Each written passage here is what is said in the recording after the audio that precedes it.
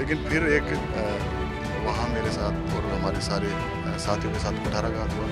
Party ने पूरे किशनगढ़ के साथ नाइंसाफ़ी की। उसके बदले अब हम सब लोगों ने बैठ के पिछले 15 दिन से लगातार लोगों के संपर्क में रहे, लोगों के बीच रहे। लोगों ने सुझाव दिया कि हम इस प्लेटफॉर्म के साथ काम करेंगे और आज हमने मुझे खुशी हो रही है कि मैं कांग्रेस परिवार के साथ जुड़ा हूँ। नहीं, मैं 95% नेताओं ने यही बात कही कि गलत हुआ, हमसे गलती हो गई, लेकिन अब हम इस पे वापस विचार करेंगे। तो राजस्थान में चुनाव बिगुल बज चुका है और राजस्थान में भाजपा और कांग्रेस दोनों एक दूसरे को टक्कर देने के लिए अब चुनावी मैदान में आ चुके हैं, आमने सामने आ चुके हैं।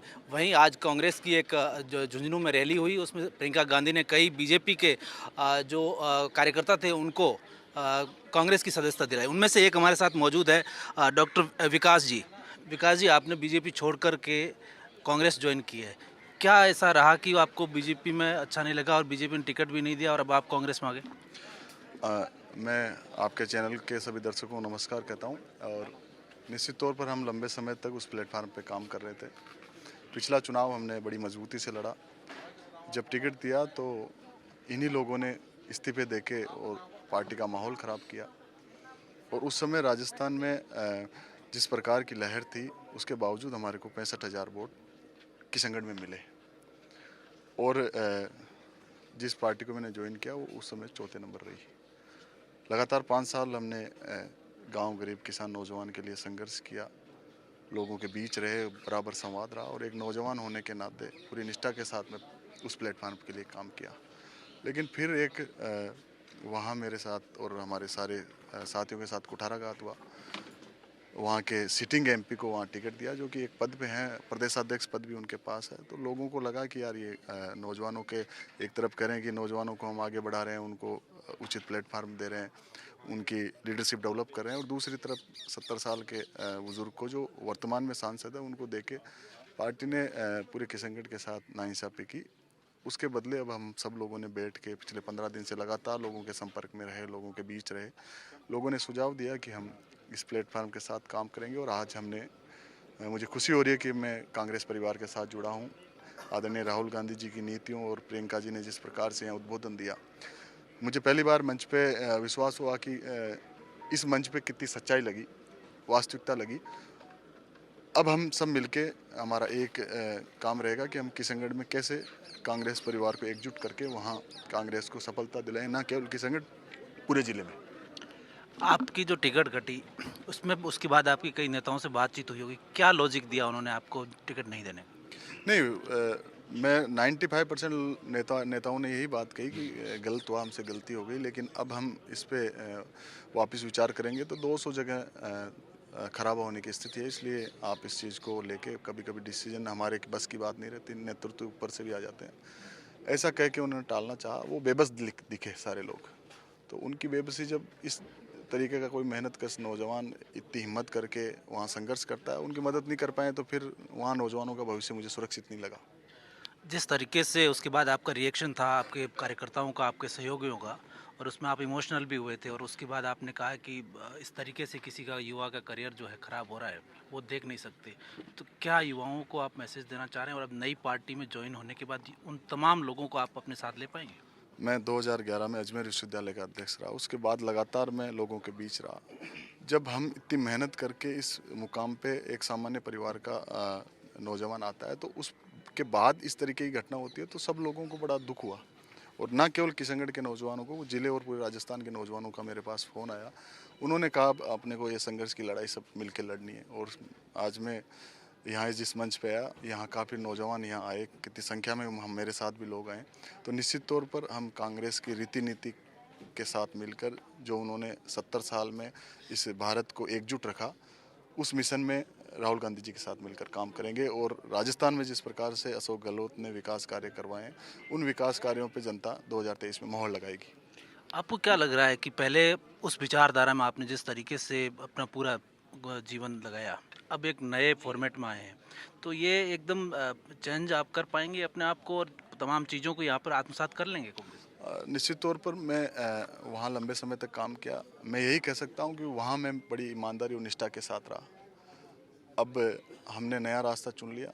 अब हम जिस जगह आए, उस उनके लिए बड़ी निष्ठा के साथ, बड़ी ईमानदारी के साथ काम करेंगे। उनके विज़न को आगे बढ़ाएंगे। उनके जो कार्य हैं इस देश की प्रगति कैसे हो, उनमें हम राहुल गांधी जी का, प्रियंका जी का हाथ मजबूत करेंगे। अब यहाँ नई पार्टी ज्वाइन की आपने, क्या आश्वासन दिया आपको? क्या किशनगढ़ से आपको कांग्रेस की टिकट मिल रही है? नहीं, आश्वासन राजनीति में कुछ होता नहीं है, लेकिन मुझे ये कहा गया कि किशनगढ़ में कांग्रेस कैसे जीते, इस पे आपको विचार करना है, इस पे सब कार्यकर्ताओं को एकजुट करना है। कांग्रेस के जो पुराने लोग हैं उन जोड़ के पूरे ज़िले में कांग्रेस को मजबूती करने का जिम्मेदारी मुझे दी है। पहले से कांग्रेस की स्थापित वहाँ पर जो भी लीडर रहे हैं, छोटे बड़े जो भी हैं, तो उनकी चुनौती आपके सामने रहेगी, क्योंकि आप अचानक आ गए और उनका जो वो अब कहेंगे हमारा हक भी तो था, वो भी कह रहे हैं हमारे साथ में अन्याय हुआ, तो उन तमाम चीज़ों को कैसे आप एक साथ बैठ कर के सुलझा पाएंगे? हम उनसे मिलेंगे, उनका आशीर्वाद लेंगे, मार्गदर्शन लेंगे, उनको साथ जोड़ के हम पूरी कोशिश करेंगे कि उनको साथ लेके हम आगे बढ़ें और हमारा सबका लक्ष्य एक ही रहे कि पुनः 2023 में कांग्रेस की सरकार रिपीट हो। चौथी बार यहाँ जिस प्रकार से काम किया अशोक गहलोत जी की सरकार ने और सचिन पायलट जी ने मिलके, और निश्चित तौर पर कांग्रेस का यहाँ राज स्थापित हो पुनः, और 2024 में देश में भी पुनः वही राज स्थापित हो जो राज इस देश को एकजुटता के लिए काम करने वाला था। आज एक आजकल माहौल बना हुआ है, सनातन वाली जो बात आ रही है और सनातन संकट में है या फिर तुष्टिकरण की बात आ रही है, इन तमाम मुद्दों को लेकर के युवा होने के नाते आप क्या सच्चाई मानते हैं और जो वर्तमान जो परिस्थिति है उसमें राजनीति कहाँ पर है, क्या देखते हैं? मैंने आज कांग्रेस के इस मंच पे रियलाइज़ किया कि जिस प्रकार से आदरणीय प्रियंका गांधी जी ने बात रखी, वो पूरी बात इस विजन के लिए रखी, एक रोड मैप पे बात रखी कि इस देश का कैसे भला हो सकता है, गांव, गरीब, नौजवान, किसान कैसे आगे बढ़ सकता है। उस चीज़ को लेके हम काम करेंगे। हम भी मंदिर में जाने वाले लोग हैं, सनातन को मानने वाले लोग हैं, 36 कौम को मानने वाले लोग हैं, सभी धर्मों का सम्मान करने वाले लोग हैं। इस भारत को कैसे अखंडता बनी रही, उस पर काम करने वाले लोग हैं। पहले भी हमने इस पे काम किया। न मेरा पहले भी कोई ऐसा शब्द था जो किसी परिवार को, समाज को या देश को तोड़ने वाली बात कही। हम सब एकजुटता के साथ मिलकर कैसे एक विजनरी तौर पे इस देश को आगे बढ़ाएं, उस पे हम मिलकर काम करेंगे। आप युवा है और आपसे एक सवाल भी बनता है बेरोजगारी की बात जो आती है, पेपर लीक का मुद्दा है, इन तमाम चुनौतियों को सामना करते हुए आप युवाओं को कैसे कन्विंस करेंगे कांग्रेस के लिए?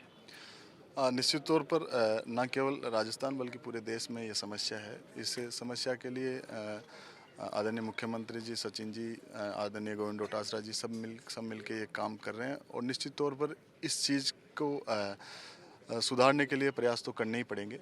नौजवानों का कैसे भविष्य सुरक्षित रह सके, और इस सरकार ने नौजवानों के लिए बहुत किया है। नौजवानों के स्किल डेवलपमेंट से लेके उनको रोज़गार देने का काम अशोक गहलोत जी ने किया है।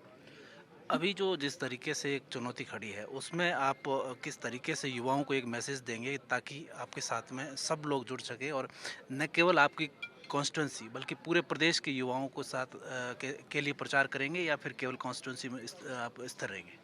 नहीं, मैसेज तो निश्चित तौर पर नौजवानों में जाएगा, पर अभी हमारा मुख्य जो लक्ष्य है वो किशनगढ़ विधानसभा में कैसे कांग्रेस जीते, क्योंकि पिछली बार हम राजस्थान में वहाँ सबसे कम वोट ले पाए, शायद 6.5-7%। तो हम पिछली बार तो उसको विजय में, आप चुनौती थे ना? उसको हम अब कैसे विजय में बदलें, क्योंकि मैं भी चुनाव उस समय लूज कर गया था। उसको हम कैसे विजय में बदलें, और पूरे ज़िले का एक समीकरण है, एक सामंजस्य है, वो कैसे हम बनाएं और कांग्रेस की सरकार 2023 में वापस रिपीट हो, ये प्रमुखता हम रखेंगे। आपकी गहलोत सरकार को आपको कौन सी योजना ऐसी लग रही है जिससे कि आप उन मुद्दों को लेकर के रिपीट कर पाएंगे और तमाम जो मुद्दे हैं उसको जनता के बीच ले जाएंगे? आपको 5 ऐसे कौन से मुद्दे अच्छे लग रहे हैं? 5 ये तो जीके का सवाल हो गया, लेकिन नौजवान से लगा के आज जैसे गैस सिलेंडर की बात की, उन्होंने 500 रुपये में गैस सिलेंडर किया। उसके अलावा सबसे बड़ा जो 25 लाख का स्वास्थ्य जो योजना है, वो योजना चिरंजीवी योजना, जिससे ना केवल मैं ग्रामीण परिवेश से आता हूँ, उससे आम जन को निश्चित तौर पर फ़ायदा हुआ है। नौजवानों को स्किल डेवलपमेंट के माध्यम से रोज़गार मिल रहे हैं, नए नए आयाम यहाँ राजस्थान में स्थापित हो रहे हैं। फिर मोबाइल फ़ोन गांव-गांव, गली-गली मोबाइल फ़ोन मिल रहा है, और आज जिस प्रकार से अशोक गहलोत जी ने घोषणा की है कि हर परिवार को जो परिवार की मुखिया माता है उसको 10,000 रुपये सालाना दे रहे हैं, तो बड़ी बात है। और इनकी योजनाएं ऐसी है जो अंतिम व्यक्ति तक पहुंचने वाली योजना है। बिल्कुल, थैंक यू। आपने सुना कि डॉक्टर विकास चौधरी कह रहे हैं कि अशोक गहलोत सरकार की जो योजनाएँ हैं, इतनी जो वेलफेयर योजना है, उसके बलबूते हम सरकार रिपीट करवाने के लिए पूरे प्रदेश में काम करेंगे और जहाँ पर उनको ज़िम्मेदारी दी गई है कांग्रेस के कुनबे को एक करने की, उसको उन चुनौतियों को भी सामना करते हुए कांग्रेस को किशनगढ़ में जीत दिलवाएँगे। सहयोगी गोविंदा के साथ मनोहर बिश्नोई, चिड़ावा।